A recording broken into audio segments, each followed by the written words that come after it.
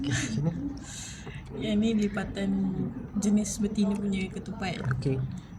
Yang kalau yang macam jantan punya, dia macam dia memanjang macam ni. So nanti kau akan buka daripada tepi lah. Oh, aku pun jadi jantan lah. Tak. Yang ni memang semua betina. Oh, ya ke? Kalau yang jenis jantan banyak jumpa dekat Kedah, kat utara. Oh. Lepas tu ketupat kan. So belakang betina, depan jantan. Tak, cara lipatan.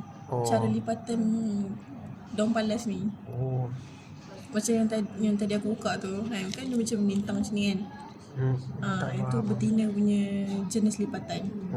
Kalau jantan punya dia more like tu macam memanjang. Faham tak? Faham tu, kena ada satu jantan. Kena ada contoh. Ada kena contoh. Betul kan? Yang ni ketupat kosong. Kalau kat belah Kedah dia banyak. Dia ada ketupat kacang. Jadi Ketupat kacang. ada inti lah. Tak ada, bukan inti. Dia macam kacau sekali kan. Jagung ke. Dia ketupat jagung. Tu lagi premium lah. Tak ada, sama je. Oh, sama je. Dia ada ketupat jagung, ketupat kacang. Memang sedap. So ni ketupat normal lah. Ni kosong lah rasa. Okay.